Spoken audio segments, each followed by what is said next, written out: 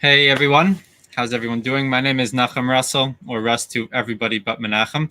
Um, and this is Menachem Poznanski, who was a client of mine, still is a client of mine, a while ago.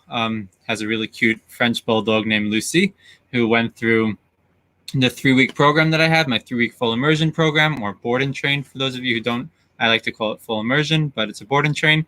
And Lucy came to me, how long ago now? 9 months ago. It's like Yeah, January. 9 months, right? And I figured it would be cool because I generally have dog trainers on here, but my audience is not just dog trainers. And I think it's a cool thing to have somebody come on who has the perspective of a dog owner. And so I was searching, I had this idea for a while that I wanted to have a dog owner on. And I wasn't sure who to have on. I have a lot of great clients. All my clients are great people. And then you put out a really cool podcast. So Menachem is a host of a podcast called Consciously, which is a very cool spiritual personal development type podcast, right? Would that describe it well? That's great. Yeah, that was amazing. Thank you. And he put out a podcast really discussing what lessons he's learned from living with and raising and training a dog. And after I listened to that one, I was like, all right, I have to have Menachem on here to come talk about all of that with everybody because I think it's a really cool topic. And I always think of dog training as a lot of personal development in it, really. So the way that you were speaking about it, I related to it a lot.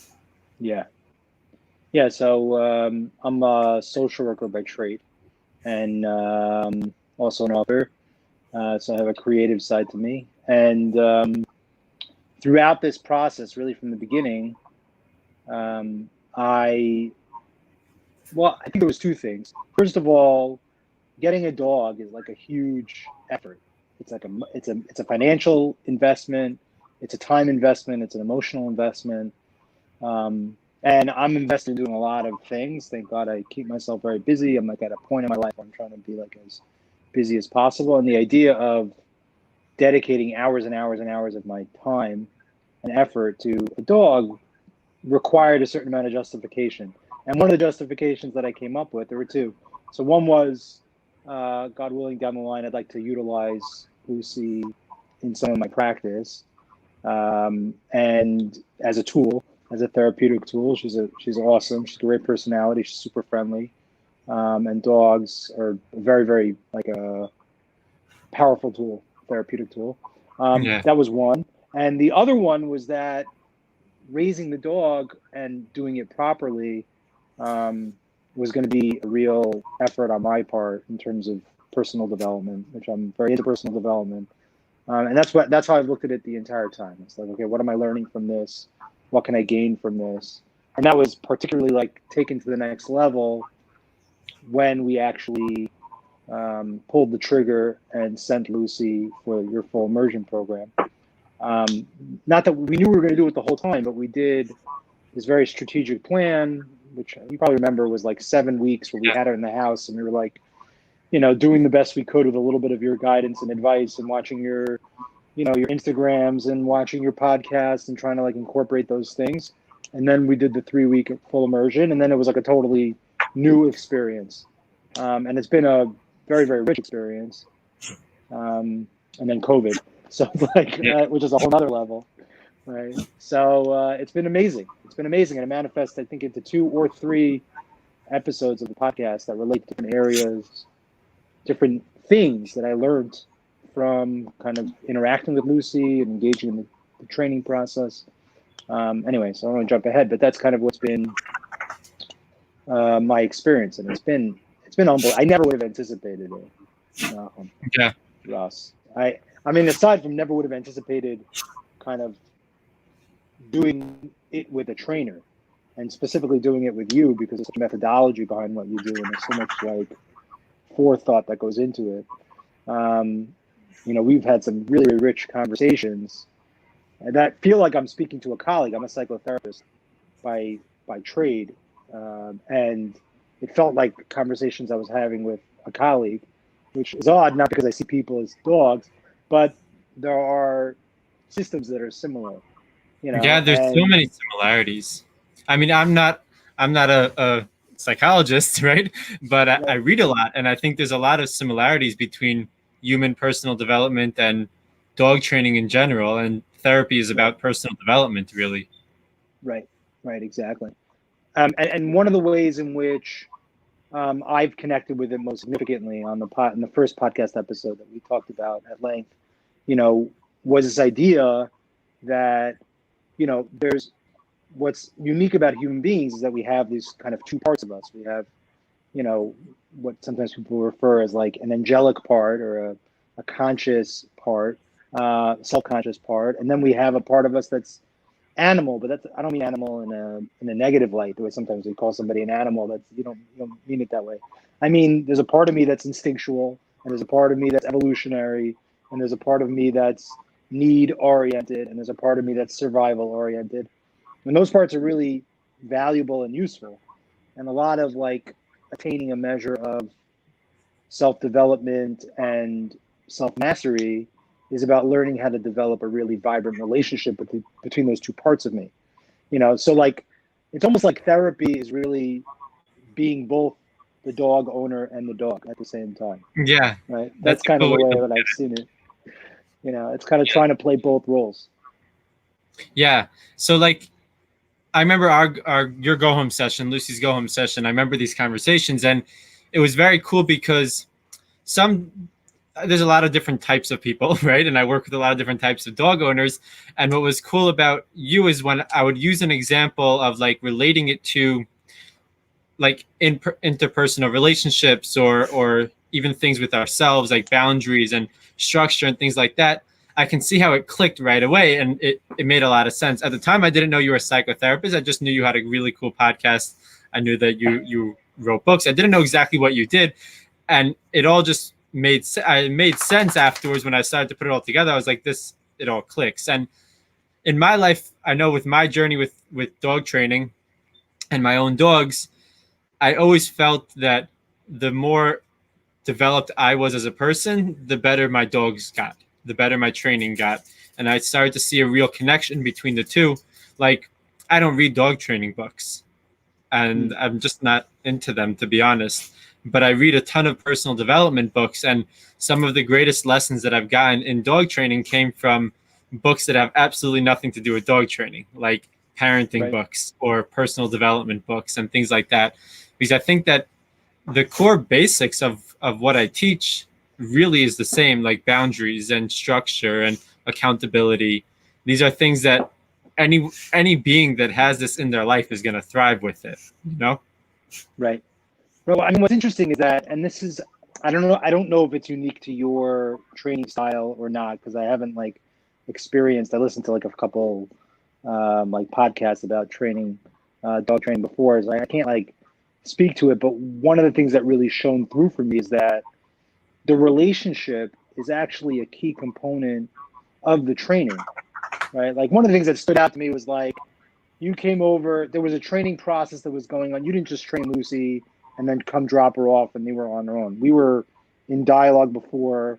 And if I want to get the most out of the training, I'm like taking cues from you. And then you came over and we spent almost a half a day, kind of, or whatever it was, a few hours, really, trying to understand the process.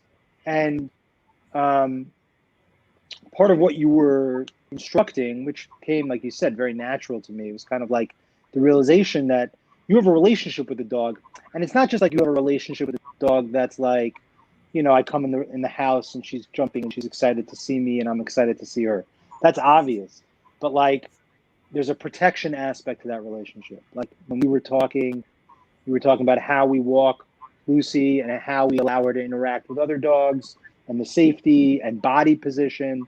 And those things are somewhat technical, but it didn't emerge that way. It was like there was a certain responsibility drive that came along with our conversations, which I think was really powerful, which is like you're owning a dog. You're not owning an inanimate thing. And the dog is not your slave and you're not the dog's slave. But there's a two-way interpersonal relationship that's going on between the dog that relates to, and that healthy relationship comes along with boundaries and limits and instruction and consequences to a degree. I think in the sense of like um, Lucy understanding how far she can go and what's expected of her and what's not expected of her. And I remember even in specific, like when we had a couple of setbacks related to like bathroom stuff in the house or whatever.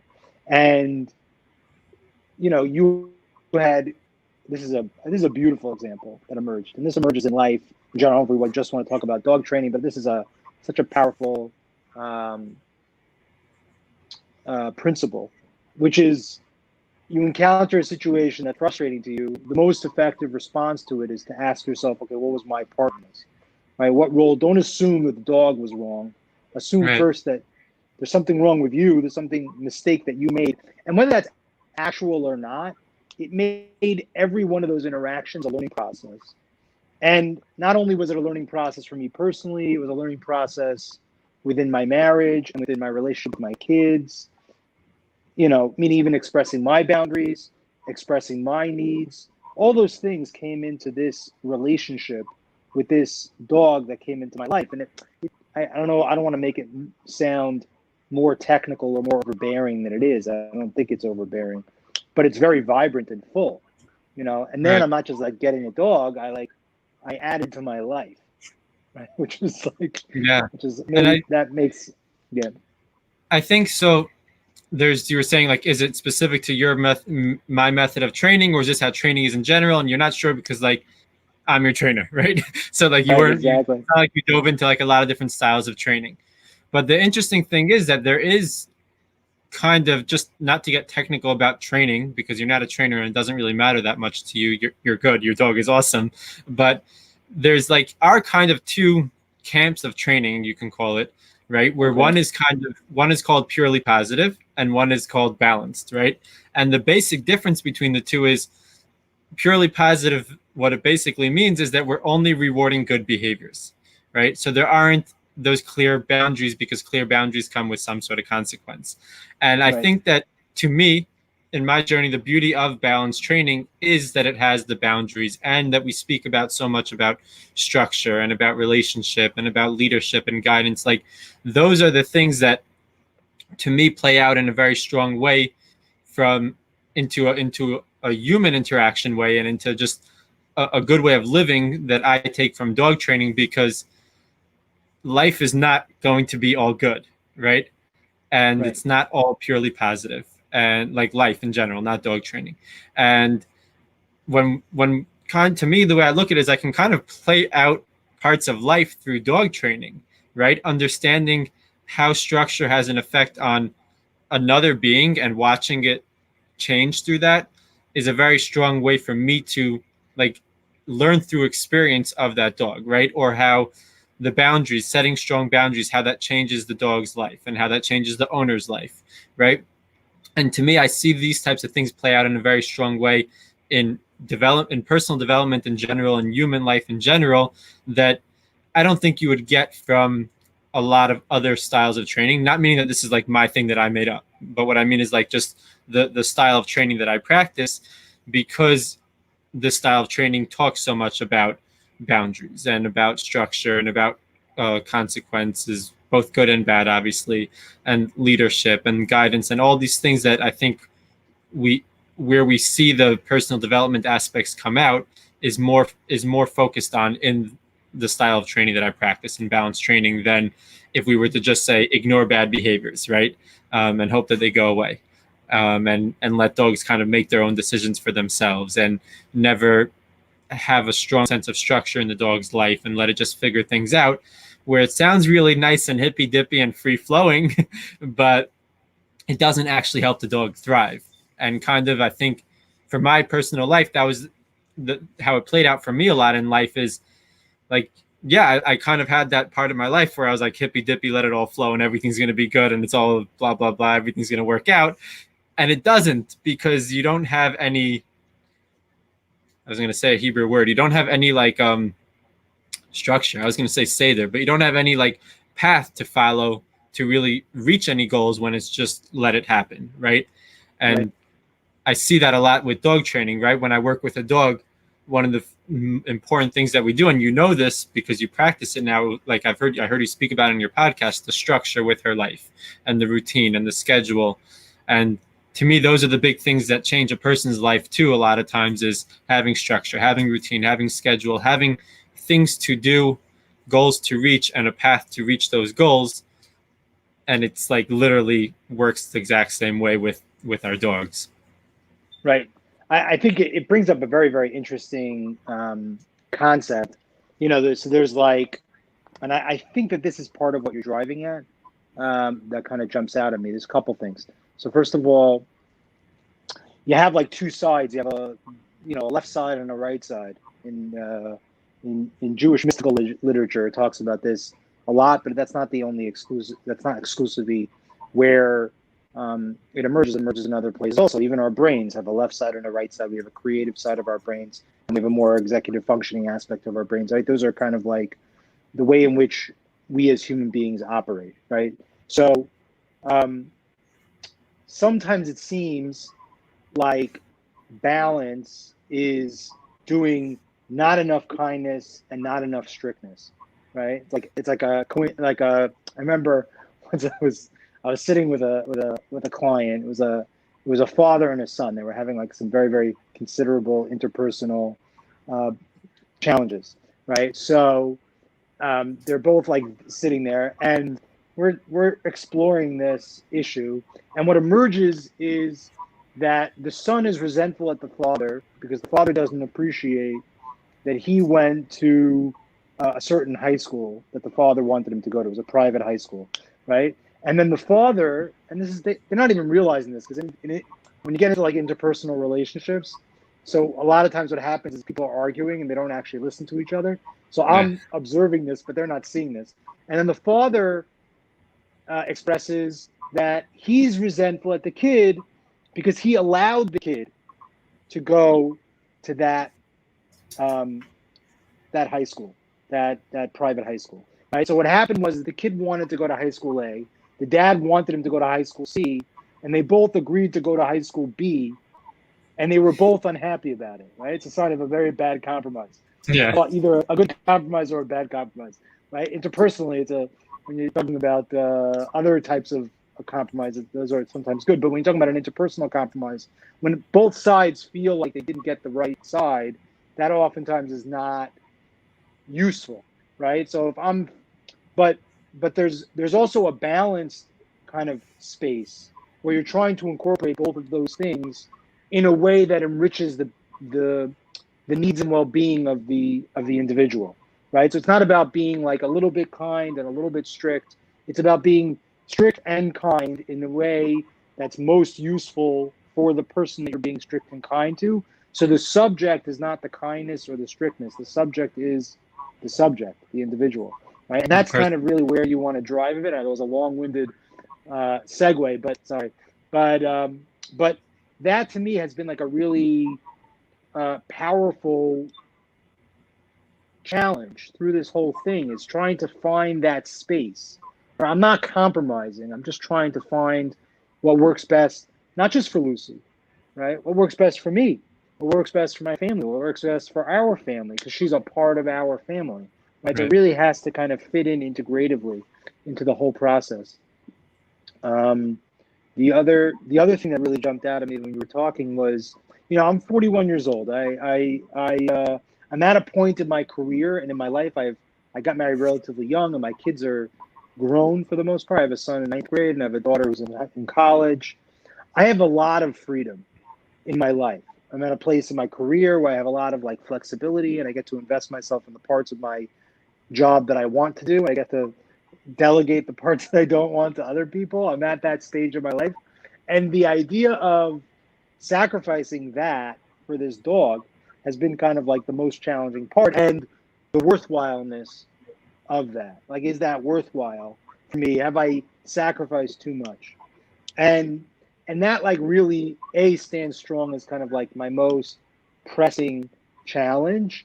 And the thing that I think, not to wrap it in a bow too much, but the thing that's really helped me walk through that without feeling resentful or angry is this idea of how meaningful those lessons are, not only for me, but for my son, right? You talked about leadership. I thought that was great. We should just talk about leadership for a while. That's amazing.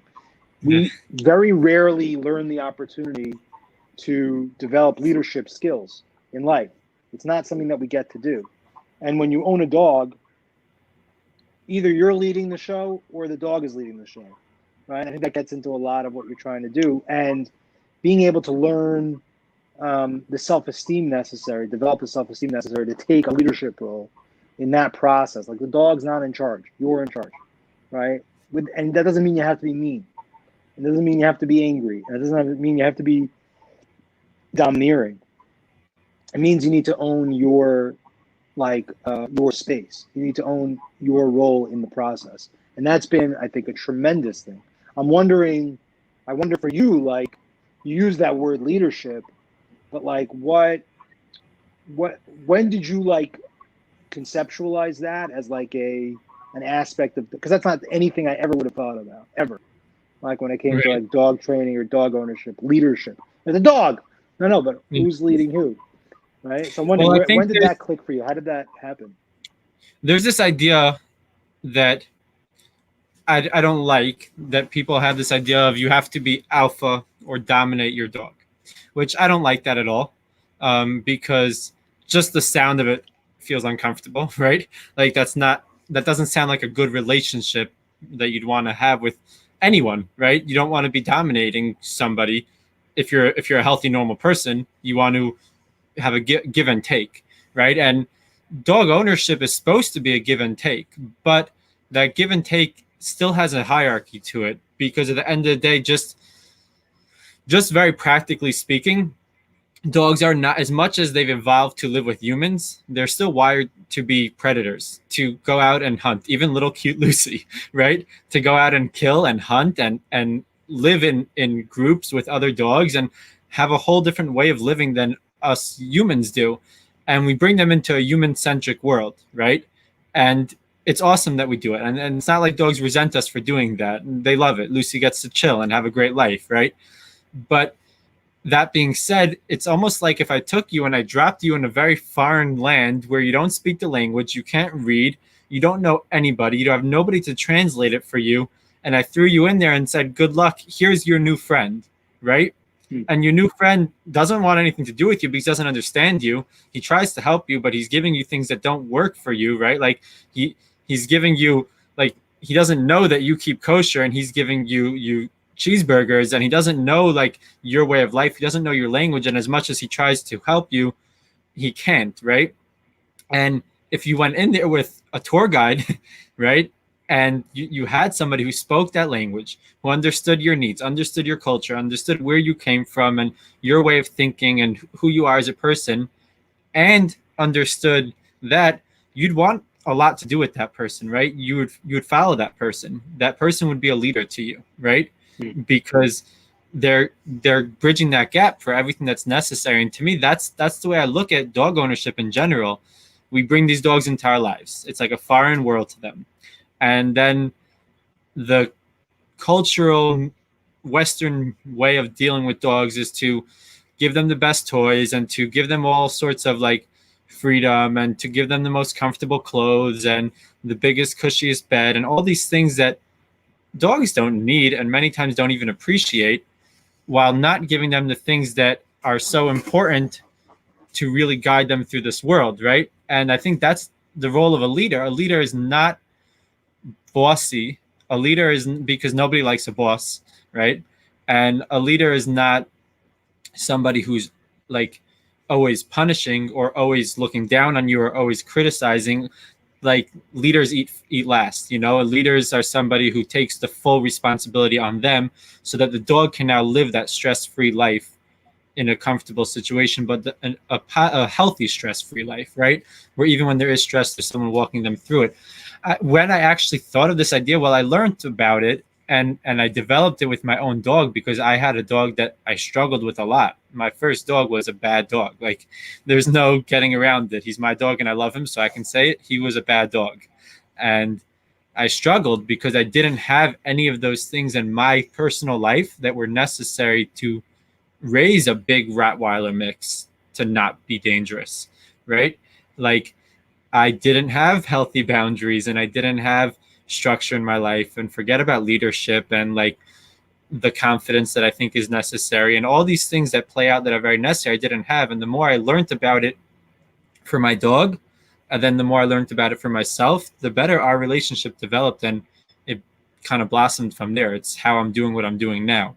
So I think there was an aspect of it that I kind of started to understand naturally when I started to struggle with my own dog and started to research and things, because there's this gap in a lot of the dog training, out there. A lot of people don't talk about the relationship aspect of it, the leadership aspect of it, all these things that we keep talking about. They just talk about teaching your dog how to do things. And then you become a boss, right? Then you're just being bossy. When I think things get so much better when you take that role and everything that comes with it, plus teaching your dog what to do, because then you're not being an annoying, mean, overbearing boss. You're giving your dog guidance and you're helping it through this world that you've chosen to bring it into. I don't know if that really answers your question of where I kind of picked it up from, but it's how I relate to it. Right. And it's how I kind of see it. I learned a lot about it from other trainers and from researching and from a ton of trial and error. And there was a point with my dog when he knew a lot of commands, he knew how to do tricks, but he was still a brat and he was still dangerous. And that was when I realized that there's something else missing here that I needed to fill that gap with. And that was leadership and boundaries and accountability and structure. That was the whole mindset side of it. And once that part came into play, everything changed. And I think dogs naturally have that amongst themselves too, where there's that need for leadership in them, just like how we have it, right? I think it's a natural thing to living beings, maybe just mammals. I'm not some sort of scientist, but that's what it seems like, is that there's some sort of natural need for leadership. And we all look for it, right? We're like COVID, things are going on in the world that are crazy, and people look towards someone's like, be our leader, right? And you hope that you're going to find somebody who's able to take some sense of responsibility and guide the people through whatever they're struggling with, not necessarily saying everything's going to be okay, but it's like, this is going to be a struggle, but I'll help you through it. What were you surprised? Like, you described yourself as not having structure and discipline in your life. Were you surprised to find out that you were capable of being disciplined in the way that you are?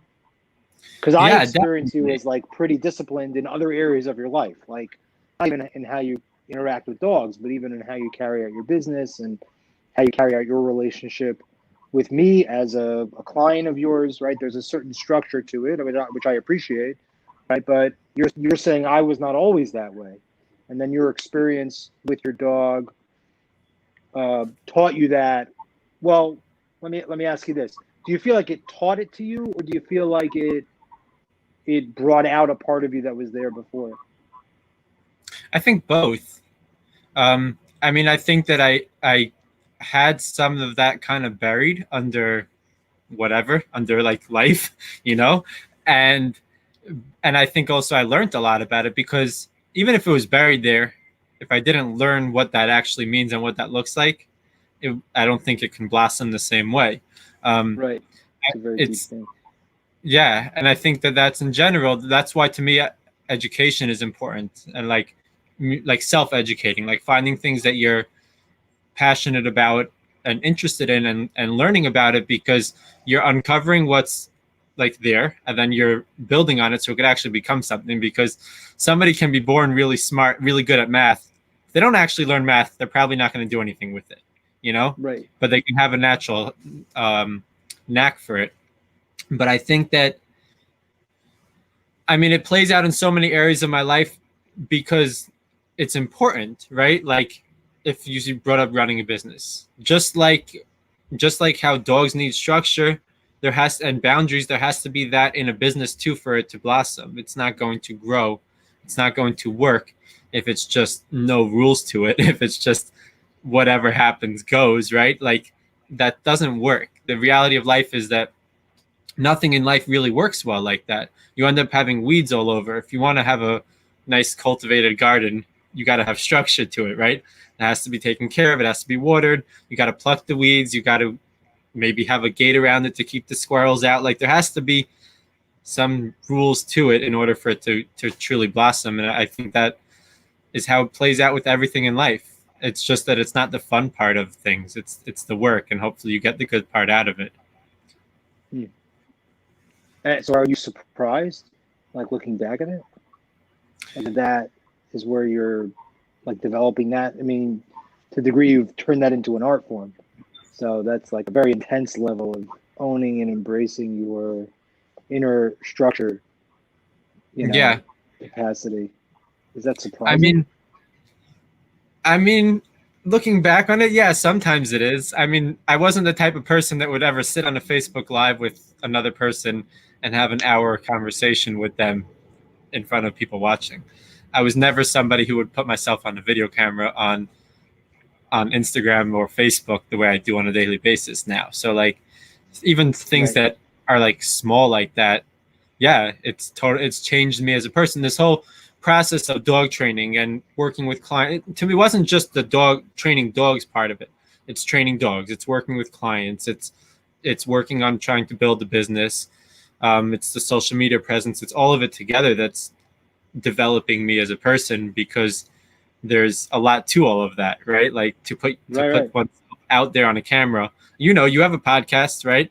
You're opening yourself up to critique. It's a vulnerable thing to do, right? Yeah.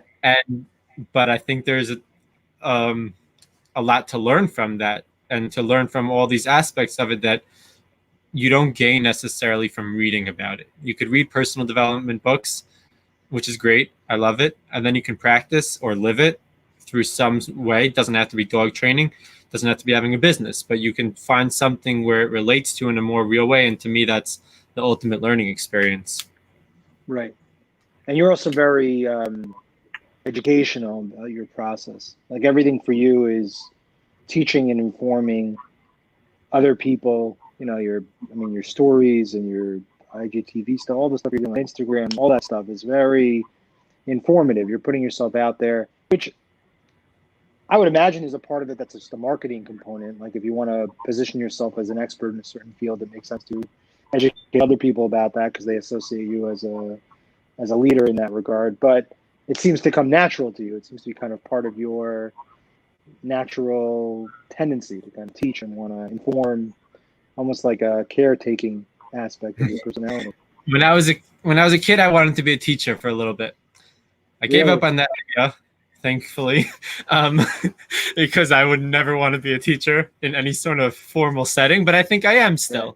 Just I found my way of doing it that works for me and who I am as a person and what I'm passionate about, right. Different ideas I'm passionate about. I share things occasionally that aren't dog training related, but to me, that's just sharing me. And I think that like in terms of the marketing aspect of it, there's two parts of it. I put out a lot of free content that helps a lot of owners across the world who I will never even meet, because people watch my content in all different places.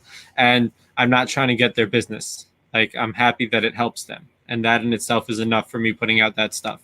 I feel good knowing that somebody in Australia watched one of my videos and it helped them, right? That in itself is enough for me to keep putting out the content. And obviously marketing aspect of it's like, I think if you're not on social media, your business is going to fail these days. I think that's just should be common knowledge at this point. But the main reason why I put out content is because it helps dog owners. It helps people. And to me, that's a very important part of what I do is helping people.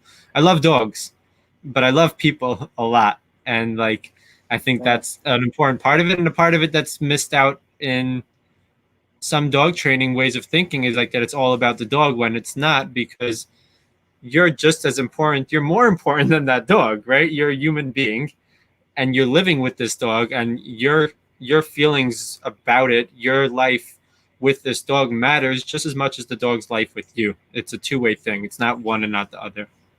Right. Was that surprising to you? In what sense?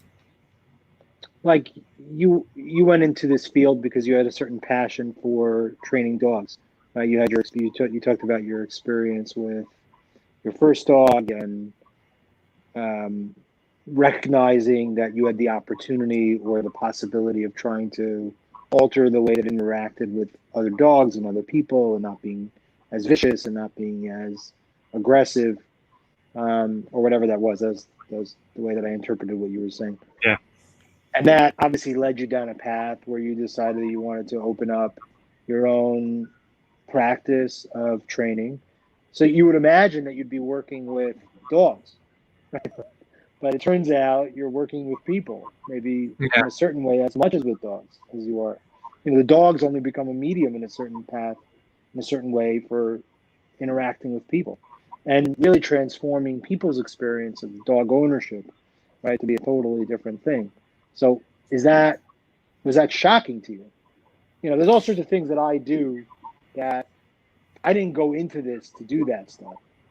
And yet in many ways, I enjoy that stuff way more than the stuff that I drove me into the field that I'm in to begin with. You know, I just love it. It's really enjoyable. You know, so was that a shock to you, or did you always love people?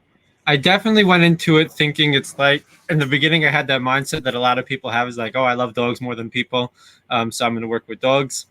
Thank God I learned very quickly that that's not true, because if you have that mindset, you're not going to be successful, and people are going to feel a vibe from you. You got to be good with people. I think it's a people business. Like you kind of said, like the dogs are the medium to it, right? I love dogs and I love working with them, and I get almost a high from training dogs a lot of times, and it's really cool, and I get into a zone with them. But like seeing owners happy, seeing human beings happy with their dogs who struggled with their dogs, and life getting better, and being able to be the catalyst for that, to me, is everything. And I think it's just a means towards helping people. Was I surprised by it in the beginning?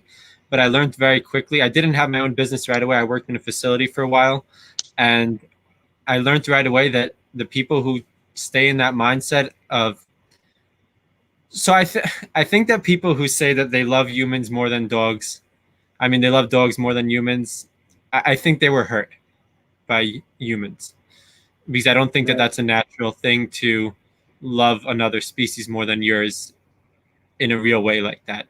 I think it comes from a place of hurt, and not working through that hurt. And so you find comfort in the dogs, and you rescue the dogs, and you give them everything that you felt you should have had and you needed and didn't get from whoever the humans were that you felt should have given it to you. And so you portray that onto a dog. And I know it kind of sounds like I'm reading into things very deeply, but this is the way I think about it. And I think that it's an unhealthy thing, and it doesn't play out well. And it definitely doesn't play out well if you're trying to help dogs that live with human beings, that live with owners. Right. So yeah, it was maybe a little surprising to me in the beginning, but I definitely love the way it's turned out. I definitely love the fact that I can build relationships with people through their dogs, and through helping their dogs, that it's a very cool relationship to have with people that I wouldn't necessarily get out of a lot of other ways of going about it. I mean, I'm sure there are, and everybody finds their niche of how to connect with humans, but to me, this is an awesome way of doing it. Yeah. I mean, there's a lot of psychological insight there. It's interesting because there's a certain validation that you give. See, I have, it's funny because I tell that story. It's a little bit of a tragic story, but I've had this like interesting interaction because like I deeply care about Lucy. I really do. There's a part of me that's almost like doesn't want to admit it because you should admit it. She's your dog. She's adorable. I love her. I know, but there's a part of me that's like the abandonment scared part of me. It's like I don't like admit how much I love the dog. Anyway, that means you're a normal dog owner. Welcome to the exactly. club. I think the same thing about mine. But there's another part of me that's like very cognizant of the fact that I have a very full life. I love people, and my dog is my dog, And then sometimes I interact with other dog owners, and I've even had people say things to me. Well, you don't really like your dog. Like, look how you talk about your dog. But I was like, what are you talking about? I love my dog. You know how much time I give this dog? It's out of love. and out of dedication and out of something that I committed to. And it's weird. Sometimes I'm like, I've committed to give like hundreds and thousands of hours to this dog's life, right? Like she was born, some breeder, raised her, and she ended up in my life. And now I'm going to dedicate hundreds and thousands of hours to her so that she can have a good existence. It's a weird thing. Like when you get into the destiny of it, it's a weird thing that this dog, this spiritual being, is hanging out with this spiritual being, right? It's a weird deal. And at the same time, I don't have to I don't have to give her human qualities in order for that relationship to be real. I don't have to give her our relationship human qualities in order for it to be real. I'm even of the opinion, I don't know how radical this is, to say that I think when you give a dog human, when you attribute a dog a human connection, you hurt the relationship because you're treating the dog like a person, and the dog's not a person, it's a dog. And it's almost like disrespectful to yourself and disrespectful to people. I don't know. I'm saying this on Facebook. Keep going. I love what you're saying. I don't know how not politically correct this is, but this is been part of my experience, to really balance it. And it's not. I really don't think there's a callousness to it. I don't think I'm being disrespectful to her as an organism and as a being that deserves to be taken care of and to be fed, because she's alive, because she's a creator. She was created by the same God that I was created. And God's given me, that's how I look at these things. For whatever reason, it's weird, but God gave me the responsibility to raise this very dog, right? Because she's the one that ended up in my house, not any other dog in the entire universe, the entire history of mankind, right? But this dog ended up in my life, and I have now responsibility to take care of her. And that's incredibly meaningful, but it is what it is, and I've told that, you can't lose sight of that, because then you lose a little bit your own humanity. Meaning you lose the part that I was talking about before, where what it means to be human is I'm a little bit of angel. And this is something that Abraham Tversky, who's Abraham Tversky, but he's a psychiatrist who's also a Hasidic rabbi who's written 80 books. He's in the addiction world, which is the world that I operate in. He's considered in all segments of the population as one of the foremost experts, or was. He's now retired, but he's a very, very, very popular author. And he talks about this. This is the specific language that he uses. He talks about a human being part human and part angel, right? And it's a composite of those two things, similar to what I was talking about earlier. It's not it's not like it's a little bit angel and a little bit of human, and those two parts are at conflict. When a human being is at its best, it's a composite between animal and angel, right? There's a part of me that's a puppy, and there's also a part of me that's an angel, and I need to come to terms with that. And if I start treating my dog like it's part angel, I've done something wrong, and I'm mistreating the dog. And if I start to treat the dog, if I start to treat myself like I'm a puppy, I'm undervaluing myself, right? And part of what I talked about in the podcast is how much I learned in my relationship with Lucy about the part of me that's a puppy, right? The part of me that's a puppy, and the part of my clients that are a puppy, and the part of my kids that are a puppy, and not to be as frustrated with them when they're being puppy-esque, which means they're operating according to instinct and operating according to, and some of those instincts are very admirable. And some of the instincts are less admirable. Some of the instincts are more superficial, but some of the instincts are extremely admirable. Lucy's extremely friendly. That's an instinct. She's not doing that because she decided to be friendly. She's friendly. That's what she is. That's what she was born with, right? So I have the opportunity to foster that and to give that boundary and space, and to allow her to learn how to be friendly in a way that's appropriate, that keeps her safe, and also is appropriate within the world that she's living in. Like you talked about, the guy that gets stuck in the foreign land without a guide, right? So that's part of that experience. So I think a lot of it is that. And it's interesting when you start thinking about what a human being is, and this is particularly true when you get into the field of psychology, and you get into a scientific way of looking at the world or a materialistic way of looking at the world, right? Which I'm not dismissing, but I think that you have to look at the world through both a spiritual and a material lens, right? That's what I try to do. That's the balance that I shoot for, right? Which is if you just look at the world through the material lens, I'm just a highly evolved puppy, right? And then like I've stripped away some of the great spiritual value of what it means to be a human, right? And finding that balance is like incredibly meaningful, right? And in interacting with Lucy and allowing her to stay a dog through that process has actually made my experience of myself like incredibly better, right? And it's an ongoing process. It's like every day. It's like not Right. it's not something like I feel like I get the graduation, I get like the Russ K9 Kalm K9 training award, whatever, on the wall, added to my university degree and my license, New York State license. I got like that. It doesn't work that way. Something if it makes you feel good. No, not at all. It's this constant journey, and I don't know. I don't want to say it's demanding, but it's getting back what I put into it, and it's never ever what I would have imagined, going into it. Like I never could have anticipated that, as is the case with a lot of different things. Like you go get a dog and you think, oh, look at the puppy, and you get pictures, and then we picked her up for the first time, and it's like, oh, it's like it seems like, and it is all of those things. I mean, I was just out with her before, walking, and so cute and fun, and gave her a stick and the whole deal, and she's like super happy, and we're doing all sorts of fun stuff.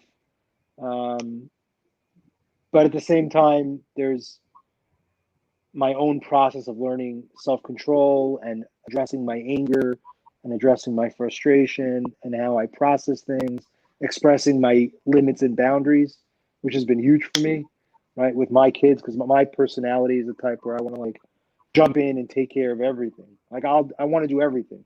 Especially, I don't want to ask anyone else for help, and if I ask them for help, it's like this resentful tone, right? So I've had to like really work on that, where I can like say to my daughter, like, I really need you to take Lucy out tonight. I need you to do that, right? Like, no, I'm just telling you what I need, right? It does not come natural to me at all, and that's what it's meant. It's meant doing that, or else I lose my mind, or I get frustrated with the dog, or I'm angry and frustrated, or I'm upset that I have a dog, and I don't want to have any of that stuff. I don't want to have those feelings and experiences. So that's been a lot of that journey. I don't know where I was going with that, but that's, yeah. No, you spoke to something very powerful. I mean, a lot of things, but something that I really liked a lot that was very powerful that you were hesitant to say, but I'm glad you said it, is the idea of how humanizing a dog, I think, takes away from the beauty of who a dog is and why us humans connected with them in the first place. Like, is we don't connect with them because they're humans, because if that's what it was, then we would just have human relationships. There's something very special about the dog-human relationship that has evolved for thousands of years, that dogs have worked with humans and been a part of their lives and a part of their families. And it loses that quality, that specialness. I don't know if that's a word, but we'll use it now. It loses that when you start to treat the dog like something that it's not, right? It's a dog, and that's where the beauty of it lies, in it being a dog. In the 1 second, Pokey, come here. 1 second, sorry. 1 second. Pokey, come here, boy. Settle up. I had a dog next to me on place, and then I glanced like this, and I was like, he's gone. So I had to go put him in his kennel, because he just disappeared. He snuck behind the cage and went to sleep in the corner over there. So I guess he had enough of me talking. That's cute. So what was I saying? Yeah, I think that, and I find that the more that owners humanize their dogs and give them these dog qualities, these human qualities, and think of them as little furry humans, and which is very common. And I think we all have some aspect of that in our relationships with our dogs. It's just only normal that we're going to anthropomorphize these animals. That's a hard word, but it's only normal that we're going to do that because we're human, right? So we think of things through a human lens. We can't relate to the world through dogs' eyes. We're humans. But the more that that's done, the more that people think of them as those little furry humans, the more they tend to struggle. The harder their relationship is, the more behavioral issues that come up. In general, things just aren't good. It's not fun. It's not as pleasurable to be around those dogs. And what I find is that those are the dogs that tend to have the worst behavioral issues. Those are the ones who tend to become aggressive, become anxious, fearful. Like you guys never had any of that stuff with Lucy, but Yeah. the dogs that have those issues, and leaving out the ones who are just genetically off, right? Because that comes up every so often, but leaving those out, just regular dogs who start to develop aggression and anxiety and reactivity and fear issues tend to be the ones that are humanized the most, and they're over coddled the most, and they're given the most love. And I don't mean love in like the sense of how you spoke of love with your dog. I mean like where it's all free love, right? And it's all just no boundaries. It's all just open and do what you want, and there's no accountability, and all of the seemingly mean things and treating the dog like a dog are the things that actually help the dogs be their best selves. And what I found in my relationship with Marley, and then I have 3 dogs at this point, is I was treating Marley like my little son. I called him my son. I carried him. I snuck him into Dunkin' Donuts in my hoodie, snuck him into restaurants in my hoodie because he was very small when I got him. And I treated him like a little baby, and it worked really well for the first few months because he was a little puppy. But then he started to develop into this adult dog that didn't want to be treated like a little baby, right? And he had greater needs that I wasn't meeting because I was emotionally stunting him in a sense. And I think that that's a very, like, you spoke about it from the way you spoke about it, relating to like friends who have dogs and things like that. And the very generic answer that they give is like, you don't love your dog, right? When I'd venture to say that you have a more fulfilling relationship with your dog, probably because of everything that the way you look at it, the perspective you have on it, and the way you've worked a program basically with your dog day in and day out. You're working a program with your dog that adds more fulfillment to your dog's life, but also to yours, that a lot of owners don't get to have through their life with their dogs. They get a very loving relationship and they get a lot out of it. I'm not putting down any of that. Like, obviously they love their dogs and obviously their dogs love them, but I know with my relationship with my dogs, there's something much deeper out of it. Now, besides for the fact that we get to do a whole lot more and have more fun just by the fact of that he listens to me, but like there's a feeling in it that didn't exist beforehand. Of, I don't know if it's just by the mere fact of putting in more work, and I think when you put more work into something, you feel better about it in general. But I think there's something more to it than just that. I think it's the fact of that the dog gets to be a true dog when you treat it like a dog. And that's missing from a lot of dog-human relationships. And you said, what was this? I don't remember the exact way that you said it, but I'm curious. Oh, this is what it was. You said it's nothing like the way you thought it was going to be. Like, so what did you think it was going to be, and what is it now? Like, what is that? What does that difference look like? What, when you thought of like getting a dog and having life with the dog, what were you thinking of that it's not, and that you have now instead? It's interesting to put into words. So we got Lucy because my daughter was away at school, and my son was having a very hard time being an only child, and that really was what motivated us. We had a dog once before, and it didn't really work out. So that was a huge motivator, among the other things that I talked about, which was my own personal willingness, and drove it. But I imagined it as fun and then tedious, like a task. I'd have tasks, walking the dog, picking up its poop, and then it would just be fun. And I don't know, like, I don't know, it was childish, I guess.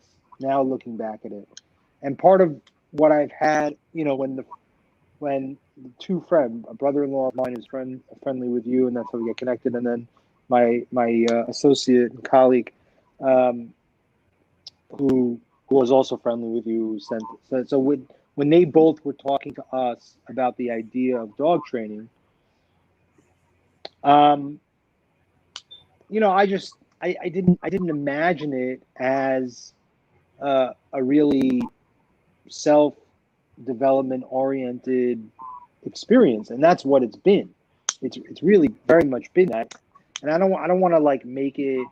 I don't want to make it into this thing where 24 hours a day. That's all I'm thinking about, and like I'm a guy super into self development because, like, you know, that's true to some degree. I mean, that's the field that I work in, so I'm invested in that, and that's what I like to do, and I enjoy those things, and I meditate and I pray and I do all those things, and I'm very into that and reflection and all that stuff. But at the same time, like, I also want to like chill and relax and have a good time. It's been all that too.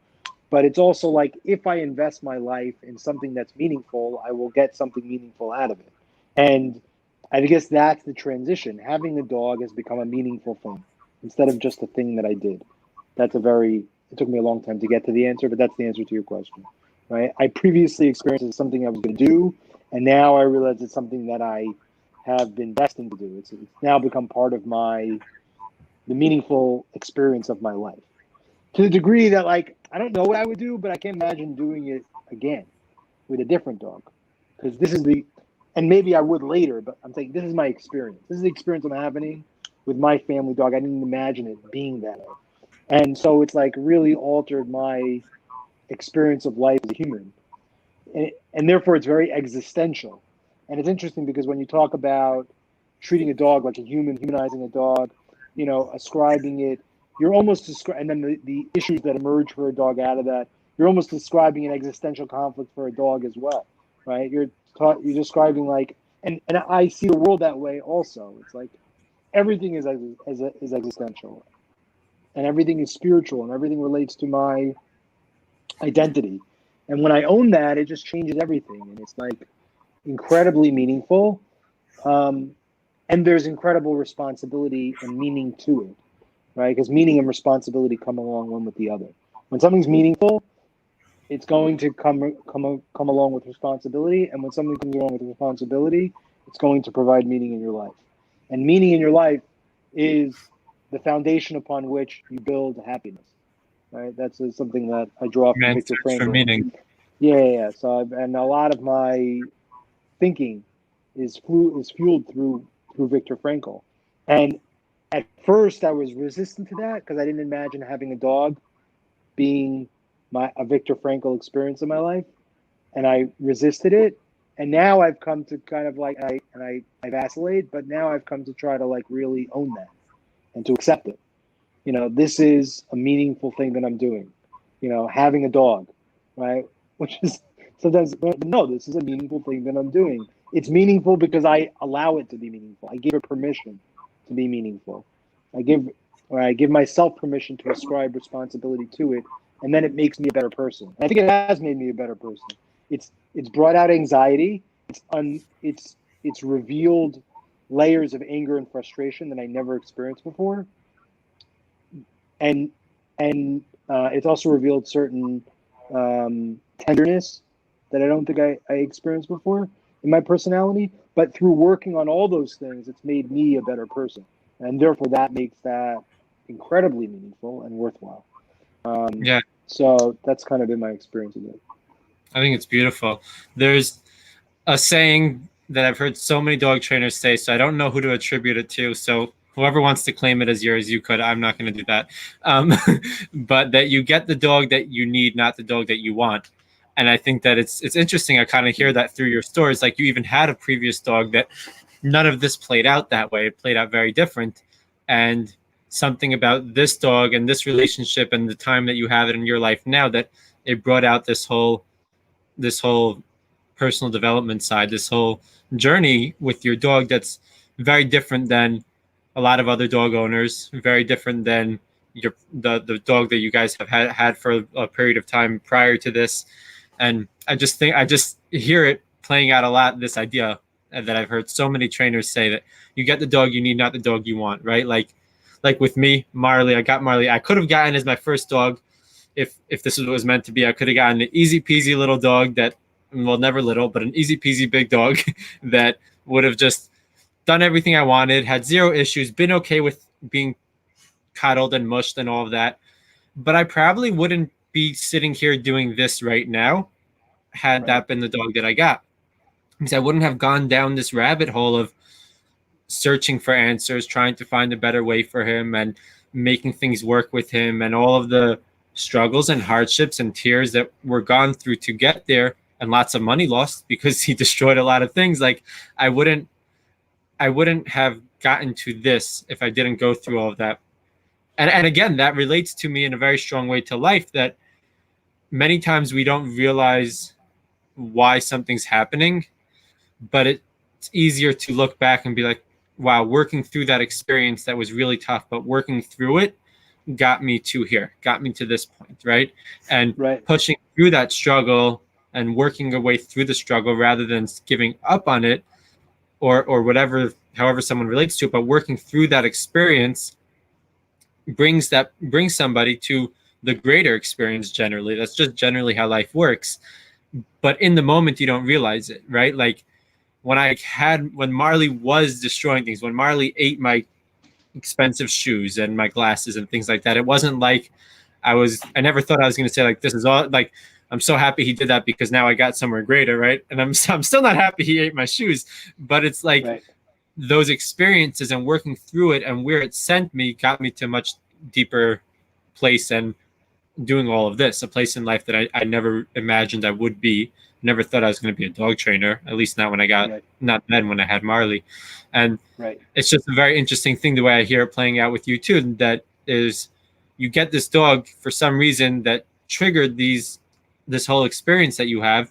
And there was a part of it, I think, that you had kind of, you mentioned that you kind of wanted it for some of this, but it was also that it all happened at the right time to play out like this. And it led you through this whole journey, this meaningful journey that you didn't think you were going to have prior to that.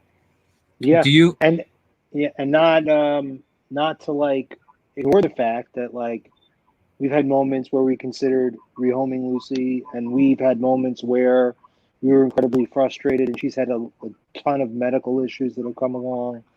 And we're in a very good space now. So it's like I'm in a good place where I'm talking about it very differently. But the entire process, like, it's very easy when you're in those spaces where things are like fitting in to look back and be like, oh, it was totally worth it. But like, when you're in the midst of the strain and the struggle and feeling like, did I make like one of the most costly, complicated mistakes I ever made in my life?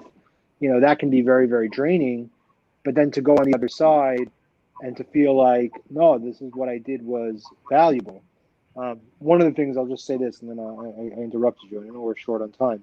But one of the things that I lost my train of thought.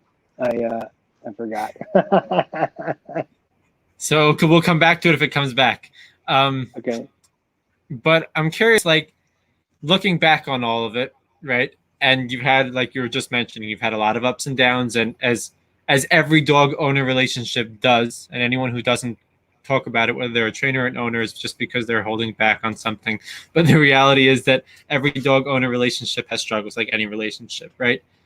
And you've had your ups and downs, and you've worked through it, and like you're in a great place with it now, and you've learned a lot from it and all that. Is there something that either like you wish you knew in the beginning, or that you would tell other dog owners from your experience, what you've learned, that you would like want to share with other dog owners, and or share with yourself if you were able to back then, if that makes sense? If I was gonna like, no. If I that's sometimes the most meaningful form of advice you can give is like, okay, so if I had to like speak to myself a year ago when we were in the process of finding Lucy, it's hard to say with this because some of the advice would have probably led me to not having Lucy, right? It would have been like to be more cautious, to not like pull the trigger. Like Lucy has certain like medical stuff, which I'm not regretting that she has, but like things came up and we were talking to the breeder, and like I was making an emotional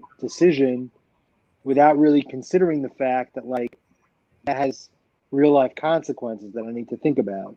And that gets into the human factor that you were talking about. So that's like one thing, like to like really be, and we were pretty disciplined about it. We were very not disciplined the first time we got a dog and we paid the price for that. We were like relatively disciplined with that process, and that was really good. But a lot of it is like really just lean into the experience, like and maybe like similar to what you said, like I'm a religious person, and spirituality and theology, Judaism, God, purposeful life is something that's very, very important to me. And when I got a dog, it was something that was like extra. It's like candy. It's not like food. It's like it's candy for life. And seeing my experience with the dog that way, the longer I held on to that feeling, I treated it like it was like an extra,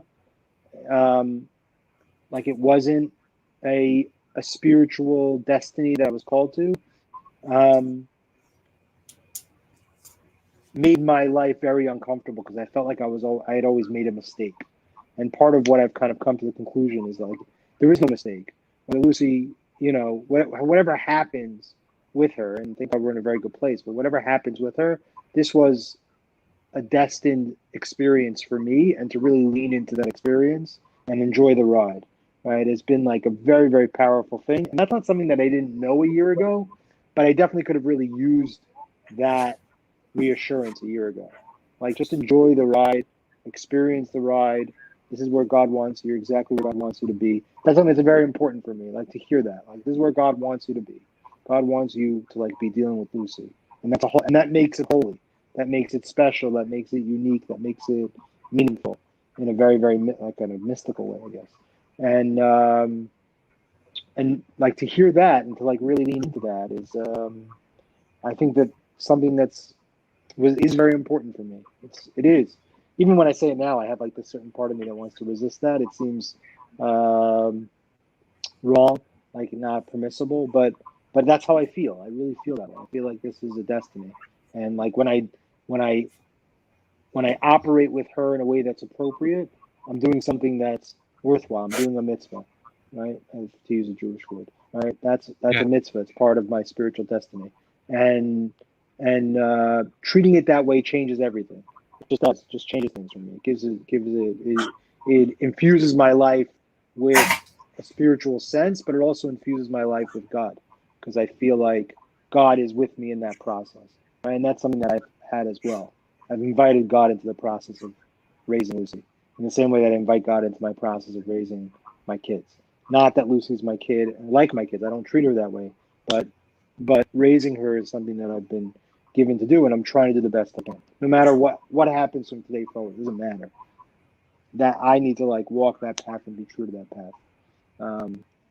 Yeah, that's how I think about it. But I don't know if that makes me weird, but that's how I feel. No, it's very cool. I love the perspective on it. I think it's why I wanted to talk about it with you, because you have a very unique perspective, some of which I've thought about in my life with my dogs, and it's very interesting to hear somebody else think about some of these ideas besides me. I'm not the only crazy one, so we're in this crazy boat together. But it's very interesting, and even what you're saying right now, right? Like of it's destined to be, and lean into it, and like I think some people will struggle with the idea of it being godly, right? And that's your personal experience with it, and it's good. I like hearing it. But even for just in general for people's lives, I think people can take it as the meaningful aspect of it, right? Where it's something special, and it's meant to be now. It's meant to be here, and enjoy the process of it, right? Like be in the process of it. And that's again something that I learned from dogs in such a strong way, of be in the process of it, because if you're just result oriented, you're gonna be very frustrated and upset most of your time with your dog, and most of the time with the training, because you're always trying to get to something else, as opposed to, like you use the term, leaning into it, leaning into the moment and being present in this moment. And that moment is meaningful, even if it's frustrating, even if it's hard, even if it's not the fun side of it all. It's meaningful because it's working for something greater. It's coming to something bigger, right? Having a bigger vision out of all of it. And just in the simple sense is like even practically speaking, working with dogs, like this is not something you'll probably relate to because you don't work with dogs, you have a dog. But if I don't lean into the moment and be very present with a dog, I can get bit, right? I can get hurt because not all the dogs that I work with are like Lucy's. Some dogs want to cause damage, right? And that in itself, that simple aspect of lean into the moment, be present, and be here now, be there in the moment with it, and very focused makes it all more meaningful, right? I think when you're present in something, when you're, I like the term that you use, leaning into it, it makes everything about it more meaningful, even if it's not objectively meaningful experience. And that's kind of how I got what I got from what you were saying. Yeah. That term "lean in" has become almost like an anthem for me. I know I see it on your Instagram. On my Instagram, and we have this like little revealed page, and it's because it's really become this anthem for me in my life. Like, lean into where I am. I can very much like lean out from my life, and then my life feels like a mistake, and it feels like not where I'm supposed to be, or not where I should be. As they say, shoulding all over my life. I should. And then when I lean into my life, I can kind of like, and that gives me the opportunity to invite a spiritual energy into my life. I call that spiritual energy God, but it doesn't have to be like, it's not religious, it's not theological per se. It's a spiritual thing. It's I invite my higher power, you could say, into my life, into this experience, and accept that I'm exactly where God wants me to be. I'm exactly where I'm supposed to be. And this is the experience I'm supposed to be having right now. And to fight those impulses to deny that. And when I deny that, then I deny the purposefulness of what I'm doing, and I shut off whatever I'm doing from God, right? So God ends up being somebody I visit in the synagogue, and the rest of my life is out here and not being what it should be. And part of my spiritual journey, and this is a big part of the work that I do, in particular a book that I just published, is about like inviting spiritual energy, inviting my higher power, my God, into every aspect of my life. And the only way I can do that is by owning or leaning into the fact that I'm exactly where I'm supposed to be, right? And that allows what I'm doing to have incredible spiritual, mystical meaning, right? And then it makes those experiences much, much more powerful, which then enhances my relationship with God, enhances my relationship with my family, enhances my relationship with everything that I'm doing. And that goes with work, and that goes with Lucy, and that goes with everything that I'm doing, right? Dealing with COVID and whatever it is I'm doing, right, can be, depending on my attitude, invested with a tremendous amount of spiritual light, right? If I give it permission to, right? And that's what I've been trying to focus on. And having Lucy, particularly, I think, even in retrospect, I don't know if I would have said this before we started, but I think it rings to me as true now that we're talking about it. Like, having Lucy has been one of the most challenging and meaningful expressions of that, because it's not something I ever would have anticipated. It being like finding meaning there, finding something spiritual there, right? It was spiritual, like to really go take care of a dog, but it's like spiritual in a much more intense way. Yeah, so that's I think kind of like the part that's most shocking, I think, actually. That was very revealing. Thank you. Thank you. I appreciate it. I appreciate you coming on and sharing everything that you shared. And thank you. Do you want to let anyone know where they can, about your podcast, listen to it? I think some people might enjoy it. At least the one about Lucy is very interesting that anybody can relate to. Like, do you want to share that stuff? Yeah. So the podcast, thank you. I appreciate that opportunity. The podcast is, everything I do is unabashedly Jewish. I'm a Jewish person and I'm spiritual, but I try to like make it as pluralistic as possible and available as possible. The podcast is on all the podcast formats. It's called Consciously, and there's I think 3 episodes on Lucy, and there's some other really meaningful things. I do an interview series. It's really, really nice. Also on Facebook and Instagram. Consciously is one page on Instagram and Facebook, and the other one is called The Light Revealed, which is like kind of recovery oriented. It's related to the work that I do. I work with people in recovery. And I just published this book. I'll plug my book called Congrats. Consciously. Thank you. It's about developing a vibrant relationship with God, and it's online. It's on Amazon and the bookstores and Jewish bookstores, but it's a Jewish publisher. But it's been really this whole thing. It's crazy. The last year has been unbelievable. COVID, but also on a professional level, kind of doing all this stuff, everything I just described. Now, all of that stuff, the book, the podcast, the social media pages, didn't exist a year ago. None of it. Wow. So I've leaned in to this process, and it's manifested in like really meaningful ways. Anyway, grateful to be here. Thank you for the opportunity, and Awesome. thank you for everything. What? Yeah, I said thank you for everything. Oh, of course. It's been a pleasure. It's been awesome working with you guys and hanging out with Lucy and being a part of this whole journey. And it makes it, I'll end off with this, that it makes it makes what I do more meaningful, having a perspective that you have on it, and hearing that perspective makes a lot of what I do more meaningful. It adds a lot of meaning to what I do, because sometimes it's a struggle to find the meaning in the moment if I'm not leaning into it, right? When it gets tough, when I'm cleaning up dogs' crates that are disgusting and doing the not fun of this parts of this job that nobody wants to see on social media. That's the real side of all of this, right?